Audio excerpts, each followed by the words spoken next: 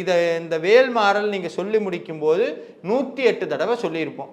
சரி, ஏன் இந்த எப்போ பார்த்தாலும் எல்லா நம்ம சமயத்தில் 108 108ன்னு சொல்லிக்கிட்டே இருக்காங்களே, இதனுடைய தாற்பயம் என்ன? ஏன் 108 தடவை 110 தடவை சொல்லாமே அப்படின்னா, இந்த உலகத்தில் பூரண எண்ணுன்னு ஒன்று இருக்குது. அதாவது பூரணமான ஒரு நம்பர் இருக்குன்னு சொன்னால் 9, அதுதான் பூரணம்.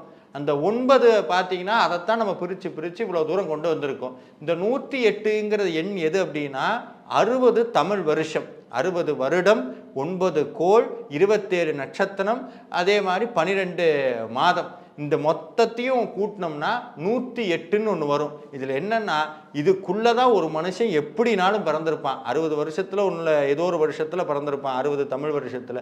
12 மாதத்துல ஏதாவது ஒரு மாதத்துல பிறந்திருப்பான், 27 நட்சத்திரத்துல ஏதோ ஒரு நட்சத்திரத்துல பிறந்திருப்பான். அதே மாதிரி ஏதோ ஒரு கிரகத்தினுடைய ஆதிபத்தியத்துல தான் அவனுடைய ஜாதகம் இருக்கும். அதை மொத்தத்தையும் வச்சுதான் 108